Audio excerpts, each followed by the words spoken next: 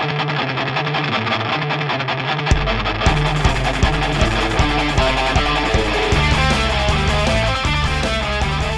to another episode of Mr. Therapist and the Counselor Podcast, where we discuss raw, unfiltered, uneducational, ethic conversations. where we Please, you do a better job than me. Welcome to another episode Okay. of Mr. Therapist and the Counselor Podcast, where we discuss mental health and recovery, addiction recovery topics. You can recover from other things too, though. We can, but we can talk about that too. We sometimes. Our mission is to demystify the process of therapy and who therapists are.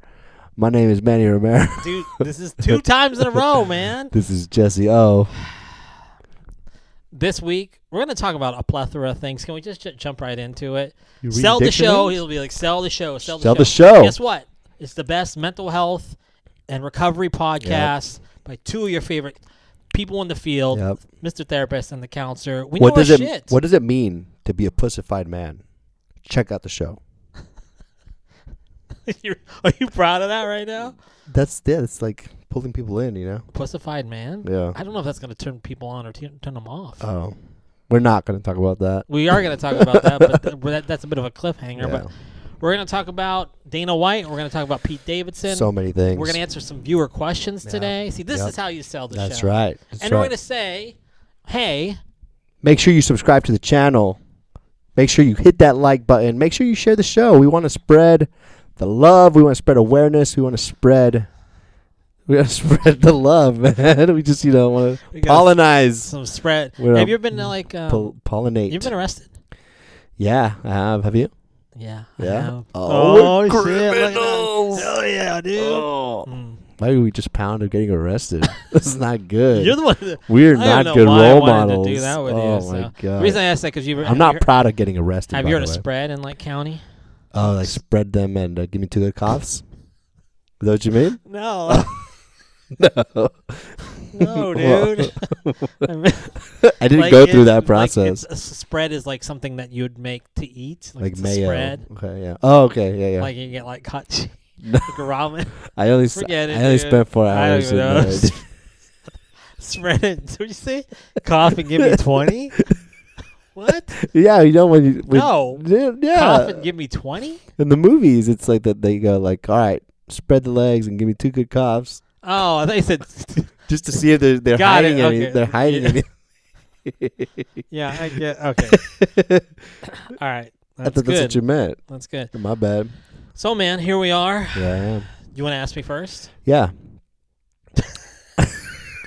Ask me. How was the spread? No. How am I checking in? How you checking in, buddy? Thanks, man. You're matching today. I'm matching. It's one. Actually, are you matching today? Yeah. Those are 2 different greens. But it kind of like progresses lighter as you go down.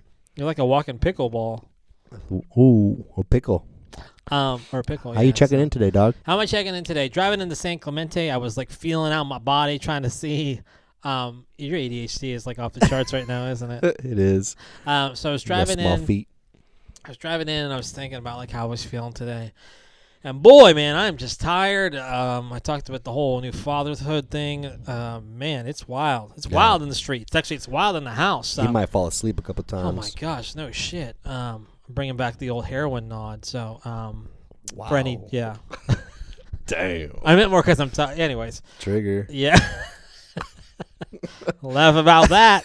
But I was driving in, and I was feeling really, like, just kind of sad. And I was like, oh, man, why am I feeling all sad? Why are you sad, bud? I don't know why I was sad. It's just I didn't give myself time to, like, think about it because I had to get in the mode. And I changed the song. Music will really influence, like, my moods, you know? So all of a sudden, NWA came on. Ooh. Yeah, Appetite for Destruction. Is that what it's called, that song? I don't know.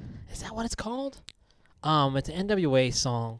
But I heard it. MC Ren, he's so underrated. So good. He's so good, man. I mean, Easy gets a lot of love. Cube, of course. Dre. MC Ren and Yella, they just don't get any of the hype. MC Ren, man. But I was just like, but anyways, I heard that song Appetite for Destruction, talking about the real ones, talking about like, man, I'm like, I was like, but I'll tell you what, I get it. I have an appetite for chaos at times. Sometimes. At least for a very long time, I was drawn to chaos. So like to like blow shit up. So, Yep. but no, that got me all fired up and excited to be here with you this week. Thank you, man. Gonna rally. Got this. I'm feeling the energy starting to dip a little bit because I'm that whole constant like when you have like a newborn, you're in a fog. Just a constant Feels fog. like you're in a dream. I was telling somebody I feel like I'm just on a constant bender. Yeah. Like you don't know what day it is. You're like, what? You're right. Oh, this is a Tuesday. Yeah. You know. So, but like that's how it is, dude.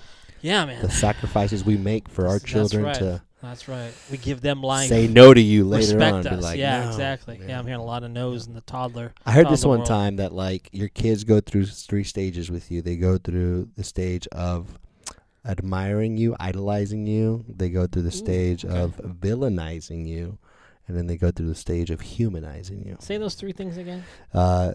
So our kids go through the stage of idolizing us, then they move towards villainizing us, then they move towards humanizing us. Where'd you hear that? Where'd you hear about that? I heard about it on a podcast. I forgot which one it was, but You were listening to yourself? one of my One of your many podcasts? one of my many podcasts I like to listen to. My algorithm. That's wow, man. Those are 3 different stages right there. Yeah, huh? but it's kind of, but I feel like it kind of is true. Like the kids, they idolize you from like They look up to you, newborn, right? They look up to you. yeah, to like maybe like teenage years, and then teenage years to adolescent years. They kind of like push you away.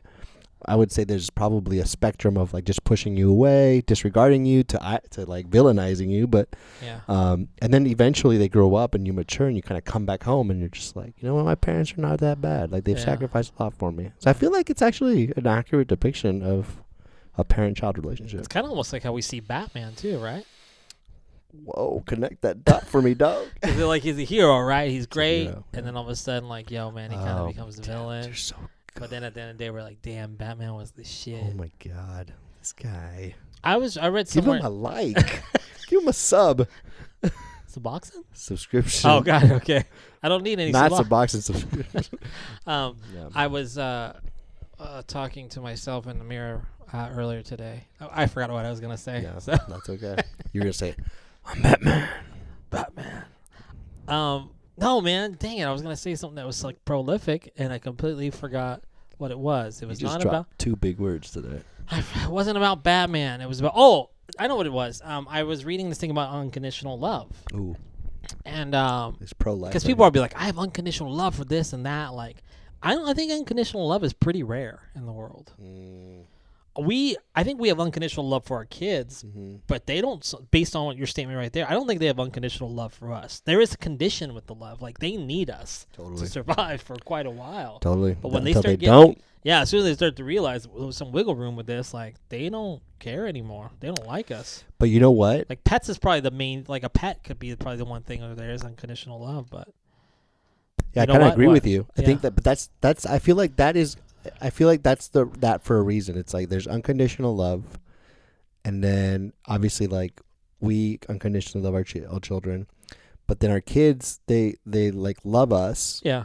I went unconditionally for a little bit, and then it just starts to be some Well, that becomes a conditions, right? condition. Yeah, yeah. But I feel like it's good because it challenges you to grow as a person. And I'll tell you what I'm talking about. So I'm checking in now. Is that okay? Yeah, do it.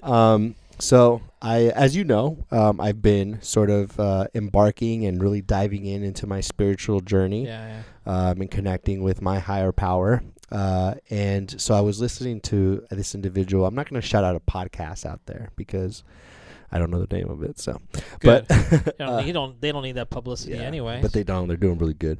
But anyway, and so this guy, he's a pastor, right? He's a Christian pastor, and he's talking about how he used to work in the jail cells and talk to people who were incarcerated for abusing kids. Like it was like pedophiles, right? And is that a derogatory word? It's like just a charge, right? They were charged with pedophilia. Yeah. So, and so I mean, it's not a positive thing to get on your record. Yeah. I wasn't trying to be insulting, but anyway, so don't insult the pedophiles. so he was talking to them about the Bible and like just being in communion with them, and then he'd go out and play like basketball with all the other inmates, and they'd be like, "Hey, dude, like, why are you talking to those dirtbags? Yeah. Like those guys literally like they They murdered pedophile. kids. Yeah, you they know what I mean? pedophile Like guy, after yeah. they did all these horrific things, they like Yeah. murdered kids. And the guy goes, you know what? I'm a Christian, and for me, like I can't judge them or judge them for what they did. As a matter of fact, in my eyes, what I believe is that we're all sinners, and I can't weigh my sin against their sin because that's not what Christ has told us to do. He's the ultimate judge, which I truly believe. And but for me, like, so he's like, I love them for individuals, for the human beings, for being created in the eyes of the Lord, but I hate their sin, right? I hate what they did. Did you use the word hate? Yeah. So, but to me, it challenged me in my spirituality. I'm like, shit, like, could I do that? Like, if that's what my spirituality, my religion tell me to do. And I see the good in that. And as a therapist, I can empathize with a lot of people who've done some crappy things, but it really pushed this on me. So this idea of like unconditional love, I feel like in a way it's good to have conditional love because it challenges you to love another person, even when you might not want to, even when they might rub you the wrong way, even when they might, they just might not, you might not like them for whatever reason. I feel like as a person, you grow through learning how to love someone who maybe can't bring that back to you. I don't know. Anyway, a lot of things there that I talked about. So what are your thoughts on that concept of Christianity? That's a hot take. I'm trying not to be too rough with my response here. Be yourself, dog. I am gonna probably be myself. Yeah. So he said that he can't judge them based Yeah. on what they did. He said he's like it would be wrong for me to judge them for what they did. Okay. Can't Because judge I them. believe You have an opinion though about it, right? He has an He can opinion. get an opinion. Yeah, he can have an opinion. And his about opinion is what? But because they're God's creatures or they're people, that's like they that's were cool. made in the eyes of God, like just like him, and because he sins just like they sin, He sins just like that. differently. He doesn't do the There are same levels thing. of okay. But he sins. I'm trying to get you to break this down for me because there are levels to sinning, though, right? So that's what he's saying. Like, no, a sin is a sin, is what he's saying. I don't know about So that. that's what he's arguing. That's Sin where- is a sin. So Yeah. So I have an issue with that. so talking, talking bad about someone or slapping someone in the face who didn't do anything to you, to him is the same sin as Running somebody over with your car running someone over the car. purposely. Yeah. I think there is a level to that. Yeah. I don't know. I'm not. I get what I could see why you find the good in it because it's like you're Yeah. basically saying, hey, like don't judge other people. Yeah. You're not you don't have the right to judge other Yeah. people and try to find empathy in any Yeah. situation. But for this guy to sit here and go or stand and say, hey, like, well, sin is a sin is a sin. Yeah.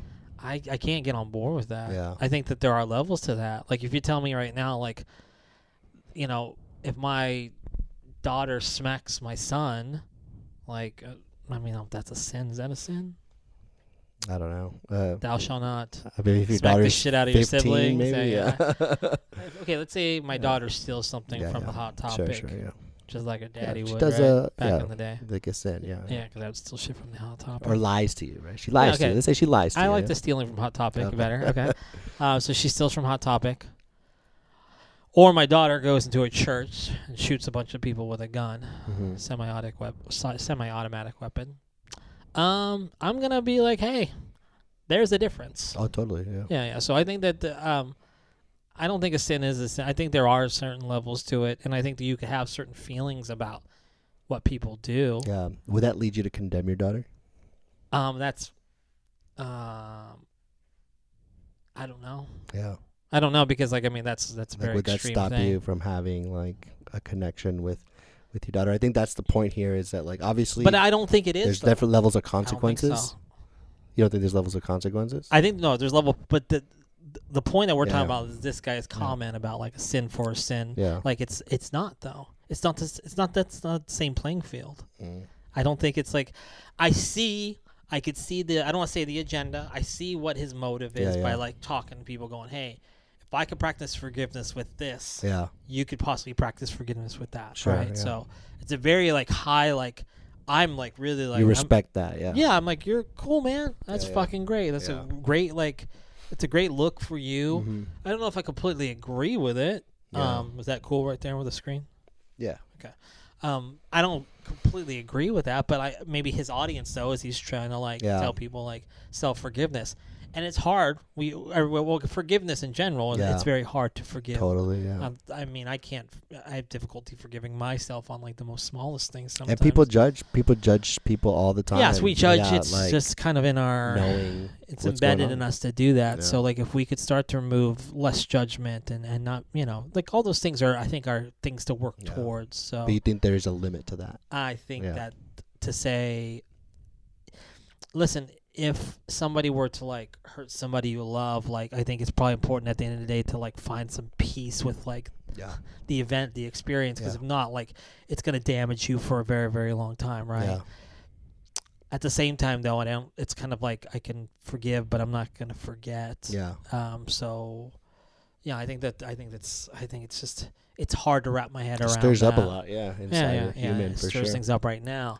Who the fuck is this guy? What's his podcast called? I'll go on there. I'll give him a piece of my mind and a piece of key lime pie, if you know what I'm saying.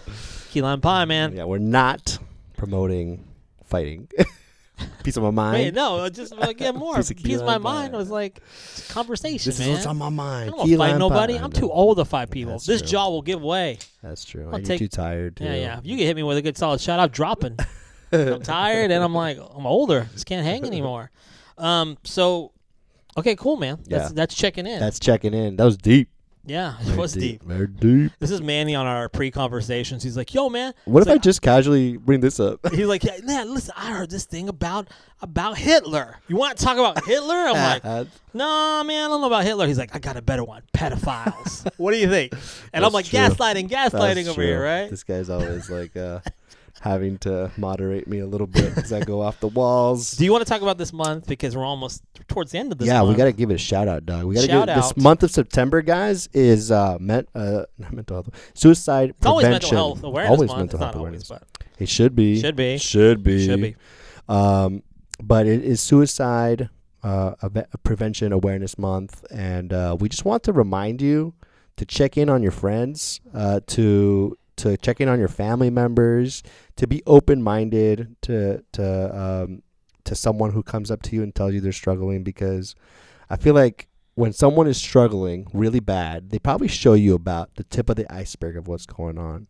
And so, we if we reject that, if we push that away, if we don't accept those types of conversations, it could be a bad thing for that individual. So we want to encourage you to have those open dialogues. yeah. Invite people to check in. Invite people to see you as a support for them, and so that we can, one conversation at a time, fight suicide. Fight suicide. Fight suicide. Yeah, I had a smile on my face because I was thinking about. My voice cracked. You thought I was gonna cry? But No. If you didn't want to cry, that'd be okay. That'd be too. okay, yeah. Of course it will. Have Have I ever cried in front of you? I'm gonna cry over this outfit in about a moment. You like it? Are you enlisting or not? Tell I me look the like truth. a G, dog. I look like a G. GI G.I. Manny. Joe. G.I. Jose. I was gonna say this, I was gonna say I'm kind of sick in this way, but I really do it feels very good when somebody can share about their own personal, maybe their own personal attempts themselves, failed attempts because they're in front of me, or maybe somebody about in their life that they lost to that, because I feel like there's just a sincerity with that. There's a pain with that. There's an anguish with that. It's a vulnerability. It really is. You just got to respect. And I just am I think I mentioned this the last time we recorded, but it really, it makes me want to get to know this person more, because the fact that they've dealt with something like that, it almost gives me some strength. Yeah. But there's also a connection with that as well. I think I know I have talked about on the podcast my own personal experience with wanting to end my own life. So when I see that people don't take that route, or maybe they know somebody that has taken that route and they're trying to process it and deal with it, I think a lot of times people will go through the what could I have done? Yeah. Could I have picked up the phone, or and that's such a hard conversation. Yeah. But to that point, maybe it's about, for those that are listening, those that are present as we record, it's just, it is having conversations with people, trying to have the real conversation with them. And if they don't know how to have a real conversation with you, try to seek out a professional that they can open up with. Yeah, so for sure. they could start to heal with that. Yeah, do that anyway. Yeah. Sometimes, I think sometimes it feels like there is no way out, but there is a way through. Yeah. So. Yeah. So we see you and family members who lost someone. Yeah. We see you, or family members who are currently worried about an individual. We see you. Go see a therapist. Reach out to us. We'll give you some referrals. Yeah. This is not therapy, by the way, but go check out the. You told me this was. This was not therapy, bud. No. You charge by the hour? I do. Why am I paying you so much? Next episode. So here we go. So today. We talk about the questions. Last episode. Yeah, we said the questions, right? I said last episode I almost made a promise. I don't make promises. You don't. All right? But I do think being a man of my word. Yeah. And my word is my bond. That's my thing that I've done in sobriety and recovery is my word is my bond. So if I say I'm going to do something, I said we'll probably do 2 questions because we did 0 questions last episode. This lovely September fall, us wearing shorts like it's summertime. Summertime. Did you lotion your knees today? Did you? No. Oh, I did. Ashy Larry, what's I going on? lotioned my knees today with Dr. Squash. Dr. Squash. The soap? What's they have a lotion? What's the thing that comes out of the tree? Sap or something like that? Like it's. I don't know what you're doing, dude. I don't know what you're doing. Advertisers. Yeah, go for it. Dr. Squash Lotions leaves your knees looking brighty shiny, by the way. All right. Question number 1. Yeah, from our viewers, thank you again. We want you to continue to throw these questions our way. Yeah, so please send them to Manny at MrTherapistMFT.com. You can find that in the description and at the end of the show here, and we will answer your questions here. So, question number 1. Ooh, I love questions. About bipolar disorder number 2. Okay. What's the difference between 2 and 1? So bipolar, I wish I had my handy dandy DSM book, but bipolar 2, the mania is not as high as escalated. Yeah. It's just hypomania, meaning that it's just the minimal symptoms around mania. So your sleep is a little bit better. Yeah. There you go. Sleep is a little bit better. Yeah, because mania usually disturbs your sleep because you usually get 2-3 hours of sleep and you got the same amount of energy. Yeah. Some of that right now. Yeah. So, but bipolar, obviously, it is a combination of depressive episodes with manic episodes. Bipolar 2, it's just that the mania is a little bit less impactful than bipolar 1. So the stigma with it, how to deal with the embarrassment of a bipolar 2 diagnosis. And are we being overdiagnosed because it's the norm now? What do you think about this? What's the counselor got ideas on it? I think I brought up last episode the idea of self-awareness. I think that because it's so prominent now with mental health, I think that there people, yes, I think that there's a chance that people are being overdiagnosed. Yeah. It also could be a society where we are now, people more and more are going to therapy. Yeah. It's a lot more accessible. It's a lot more discussed. Obviously, we have a podcast tied around this about this topic, right? So I think people can be overdiagnosed. And also to that point, I think that I think maybe to this question, I'm trying to get to is that I think that there are misdiagnoses as well. Totally. And with that being said, I think those are even more prominent now. You're having more and more stories of people going into places and getting a diagnosis and it's not being accurate. So this is also saying, like, are we being overdiagnosed? Yeah, probably are. And people are probably trying to expedite the experience at times. Like, it could be therapists, psychiatrists. I mean, yeah, it happens. So I think, and is it harmful? Yeah. I don't know if that's in the question as well. But, I mean, I think how do you deal with the embarrassment of being diagnosed? So this person's feeling maybe embarrassed about having a bipolar 2 diagnosis. How would you deal with that? The embarrassment. Have you ever been diagnosed? No. No? Okay. I'm a certified counselor. Yeah. Listen, I could say to you right now, don't be embarrassed. Yeah. That's not going to really stick with you. I know how this works. Yeah. But there is no embarrassment in having a certain diagnosis. You didn't ask for this. You didn't create this on your own. This doesn't mean anything about you as an It individual. doesn't mean anything. It's a part of you.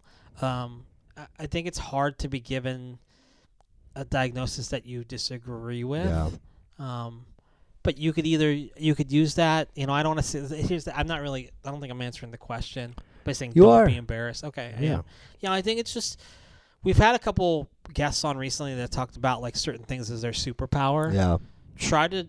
Yes, 100%. Turning this positive into this sounds kind of whack, but turning a positive into a negative. It's like the idea of being an addict or alcoholic. It's like we're stricken with this disease, and then now we're trying to empower the word. It really is, though. It is like taking a diagnosis and then go, okay, this is me. This is a part of me. This is who I am. 100%. But also adding things to that. I'm not only somebody who's diagnosed with bipolar 2. Oh. I'm also somebody who is a father or a mother or, Yeah.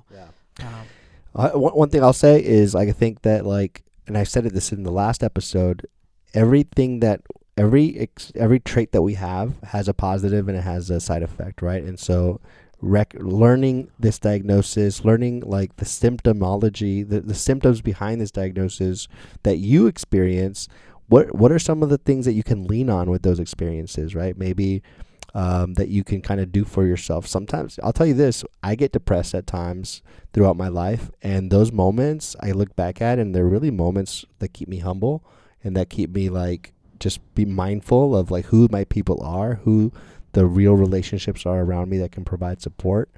And so that's my experience. I don't know what your experience is like, but what functions can these symptoms sort of add to you as an individual?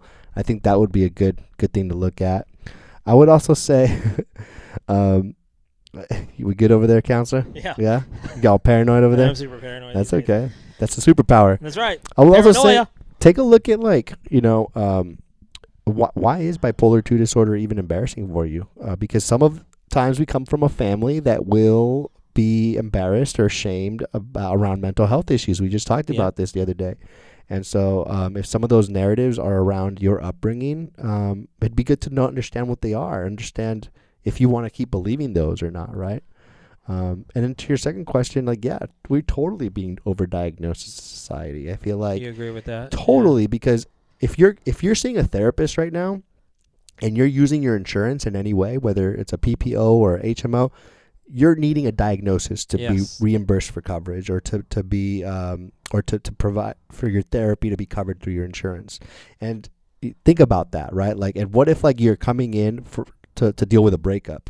Now you're being diagnosed with something. If you're seeing a psychiatrist to get medication for anything, you're being diagnosed with something. So a lot of the times the diagnosis is being it's the reason why you're being diagnosed is so that you can get the health care benefits covered.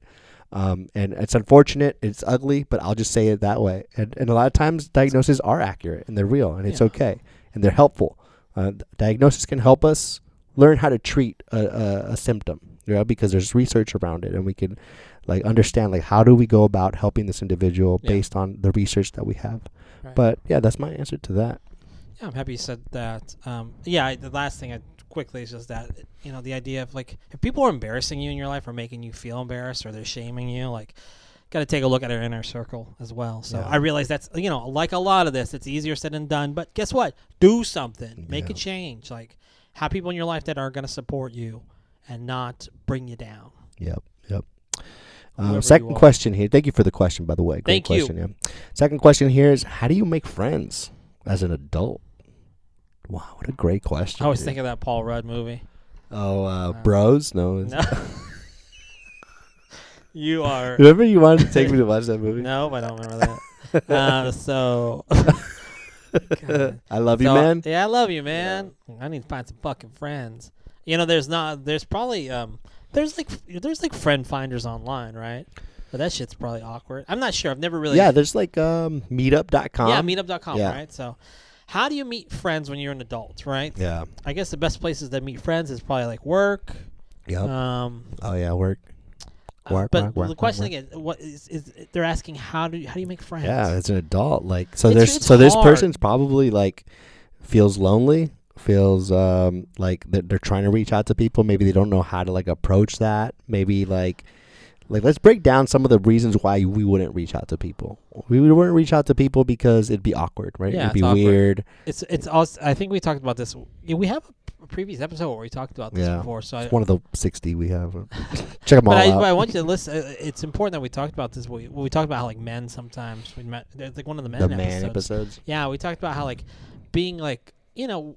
You asked me, like, if somebody were to, like, ask for your number. Remember during that conversation we had? It was, like, if a guy asked for my number, like, how would we go about it? Yeah. I think that sometimes gender-wise, this might not be a man, though, so, like... This might not be a man. Yeah, so I say, yeah, maybe gender sometimes could be difficult. It's not really, like, consistent to be like, hey, can I get your number? Random person that comes up to you. So I think it's just...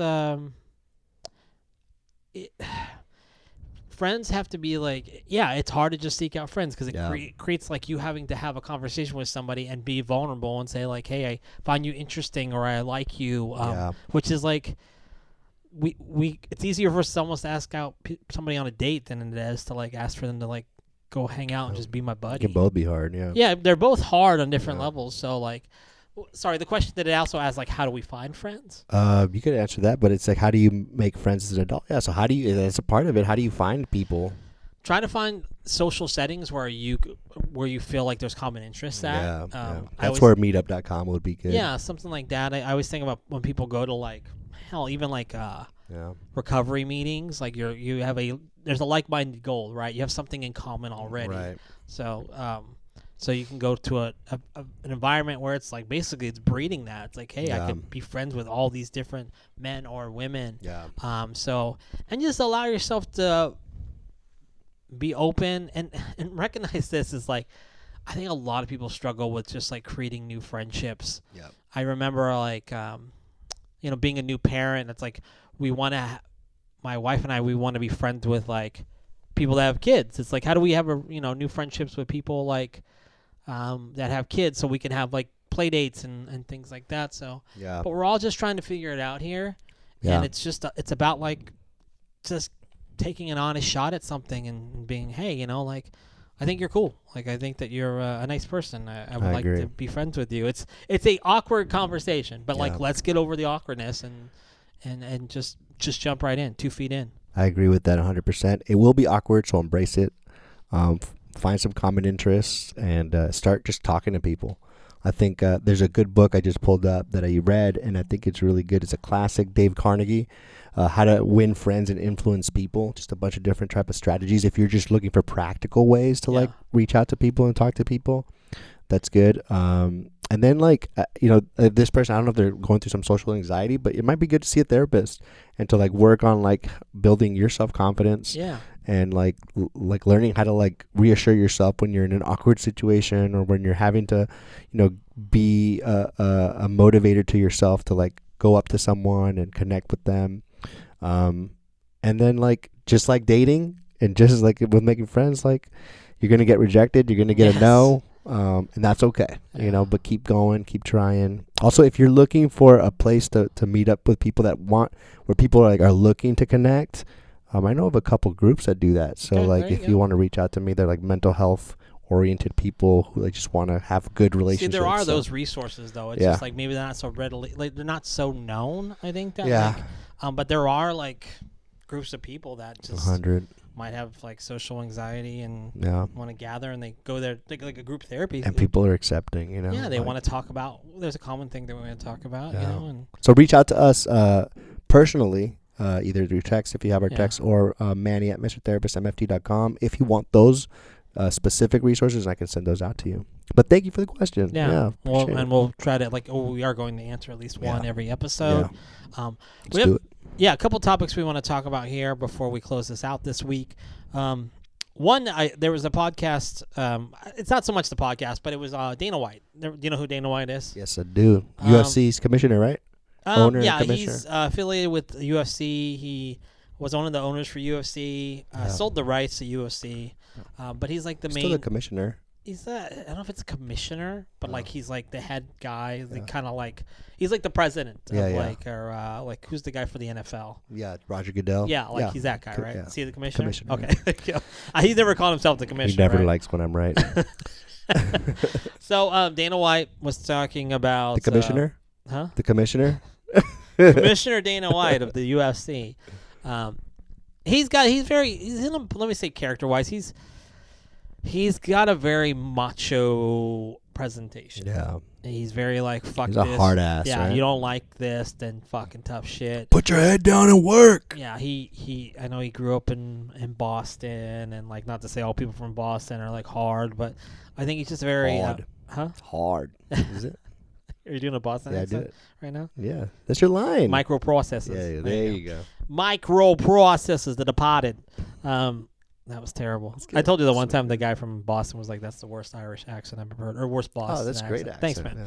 But he went on they were asking him about going to therapy, and he just was so anti-therapy. Yeah. I hate that. Yeah, he just said one comment he made was like, it's the pussification of men. He's like, he basically said in his statement, I'm going to screw it up a little bit, but he was just like, he's like, I don't want to share my feelings. He referenced his wife wants him to go to therapy. Yeah. He doesn't want to do it. Yeah. He's the type of guy that just gets up when things are, bad or down. Like, he just, you dust yourself off, kind of like old school men mentality is like, you pick yourself back up and just deal with shit, because we're a man. You're a man. You're a person. Like, we all have like difficulties.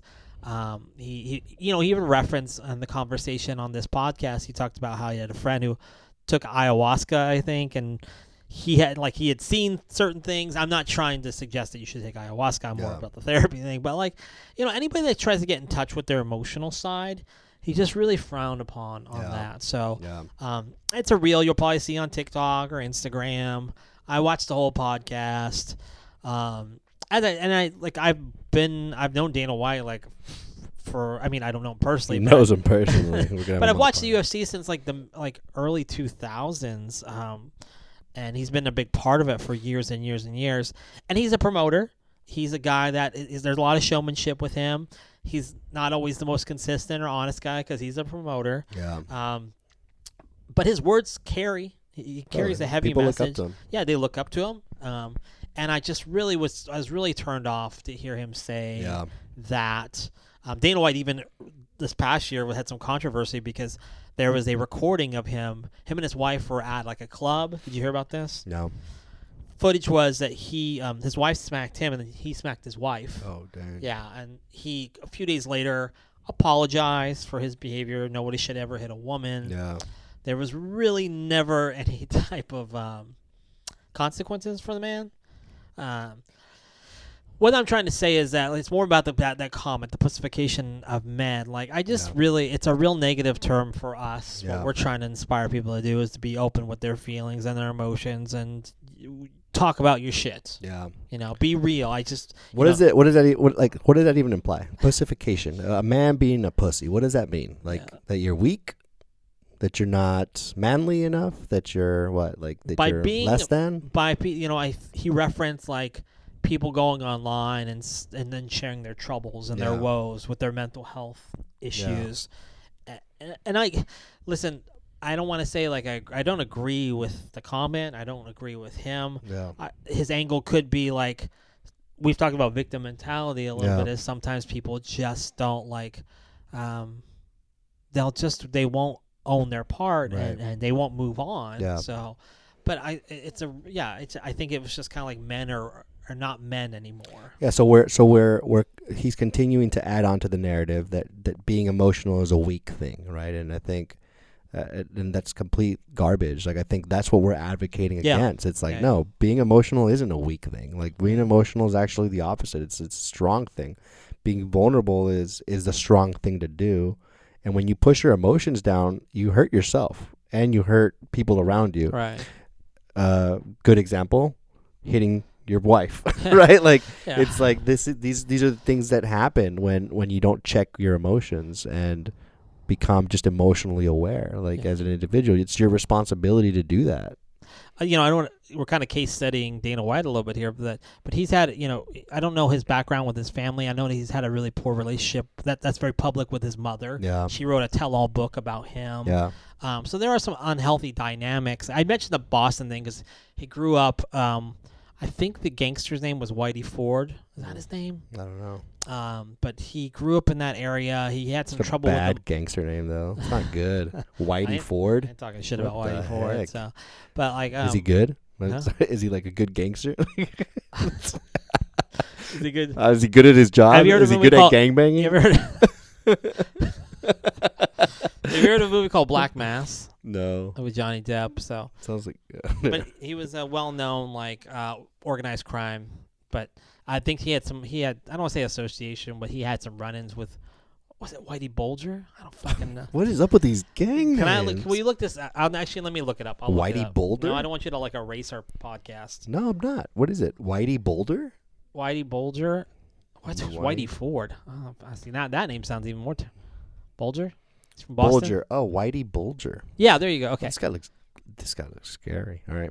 Yeah, that's so him. Whitey Bulger is an American organized crime boss who led the Winter Hill Gang, Yeah, an Irish mob group in the Winter Hill neighborhood of Sunville, Massachusetts. Yeah. So Dana White. I reference that just because I think I try to reference more the whole Boston upbringing is the idea of like maybe he had to grow up and kind of fend for himself. Sure, yeah. And being weak and not being macho. Yeah. I think about this client that I grew up with, a client I work with, and he talked about growing up in Boston and his background, like just the environment there, East Coast kind of environment where you had to be like tough, and then it's that East Coast state of mind where you don't show your cards. Survival. Like, yeah, it's a survival thing. So, but yeah, so I just it's disappointing to hear somebody say something like that. Particularly, he has fighters in the UFC, and there's a lot of those fighters that talk about their mental health, and they're not with every fighter, but it's important. Like the fight game is a stressful and intense. It's a sport, you know, so it's just like totally. You're fucking things up, Dana White, for people. Dana White, I love you, man. You respect for what you've done for yourself, entrepreneur-wise and money-wise, and kind of the influence that you have around people. But go to therapy, dude. Like, go check in with yourself. Like, because if you have a family, he's got a family, right? And so like these people are impacted by you, dude. And so you said example, like it's just like the idea of like you're not weak if you go to therapy. There's the pussification of men, like that statement right there of just saying like because guys want to show up and they want to act a certain way or they want to cry, like we can't condemn people for their feelings, for being and their human. emotions. Yeah, it's just like exactly. So it's just like just fucking dude. I you asked me if I'm the anti Dana White. I guess I am in some ways because I'm like go to therapy. You know, like for sure. I want to say this. I said this in the last episode. Like I don't think that you can be strong if you don't go to therapy. I don't think you could reach your full potential if you don't go to therapy. Man up and go to therapy. How about that? There you go. Yeah. I love that. Yeah. Man up, and we got to put that on a shirt. Man up and go to therapy. Yeah. So, I love that.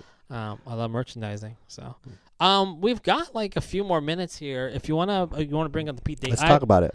So, you know who Pete Davidson is? I know Pete Davidson. I only know because he dated Kim Kardashian. Yeah, Everyone knows who dated Kim Kardashian. Pete Davidson, he's a comedian. He was on SNL for years. Very public with his mental health, though. He's beefing with Kanye.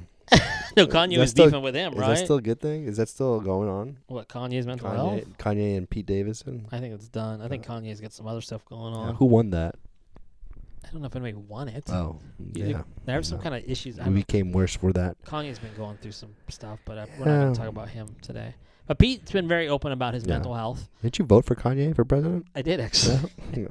No. He's been open with his history of borderline personality disorder. He's a male with borderline personality disorder. Yeah. He's also talked about having symptoms of post-traumatic stress disorder. Okay. So he recently went back into treatment for mental health. Last time he checked in, not addiction. He says mental health. Okay. So, but he went in July of 2023. Like residential, or I don't know all the full details on it. But he went in. Yeah. He checked himself back in.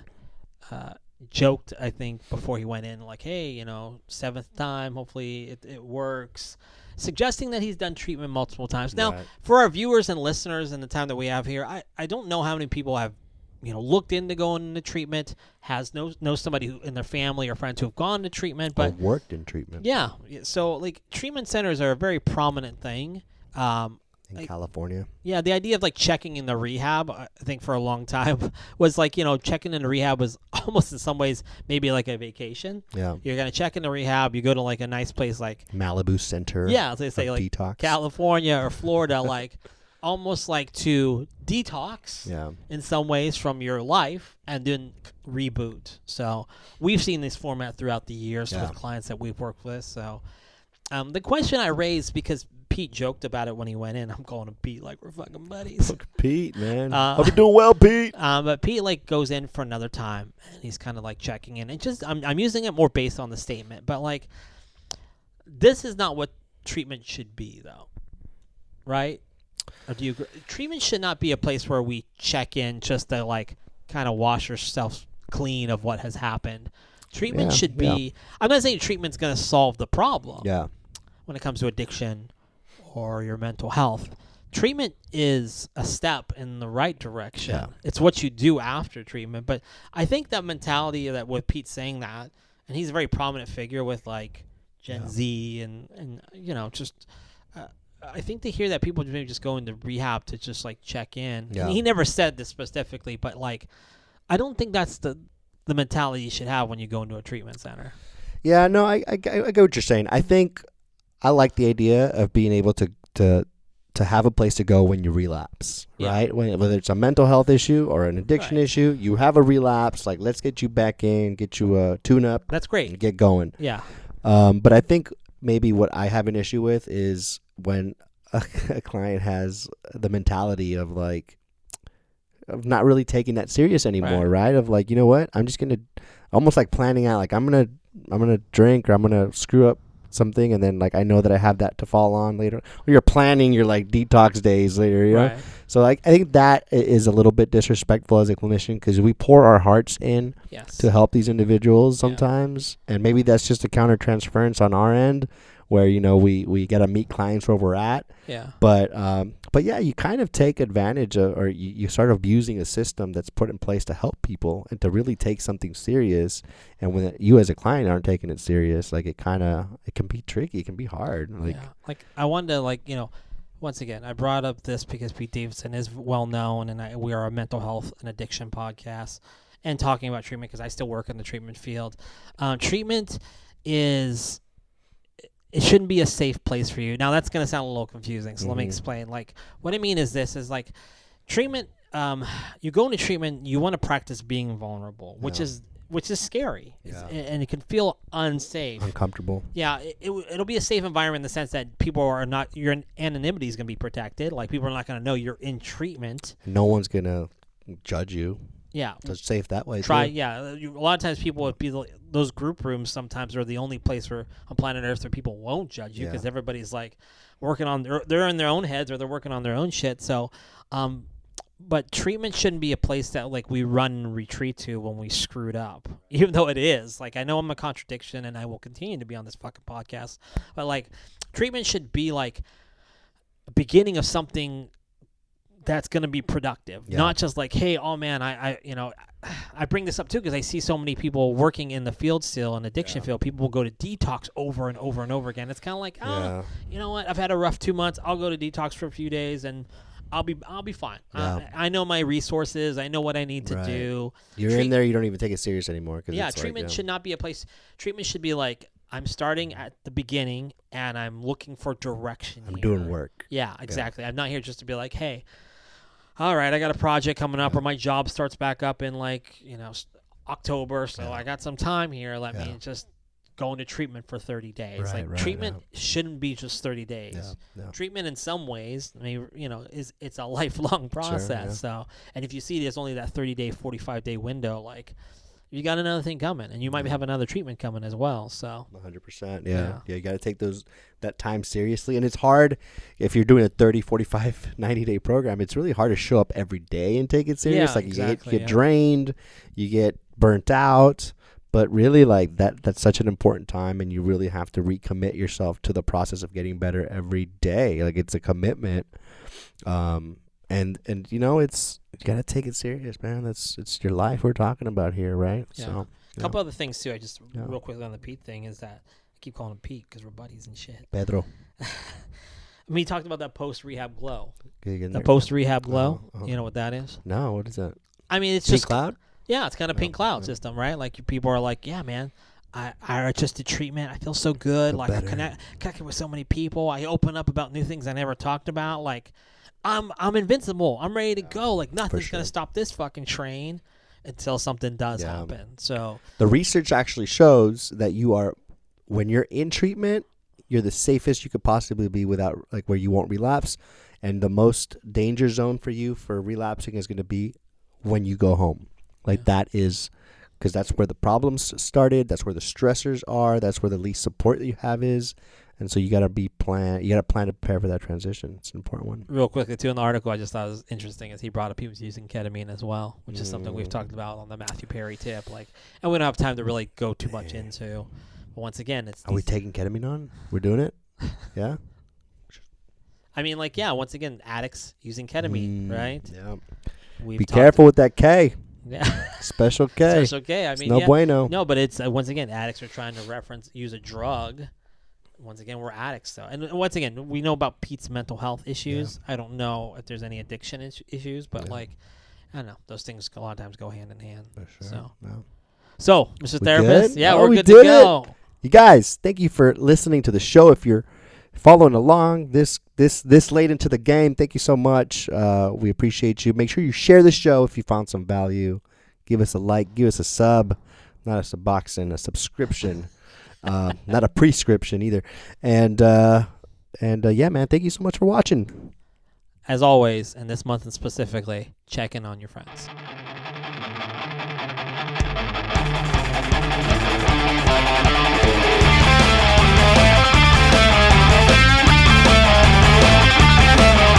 Forgot my name, tag it home. Today I'm Jack.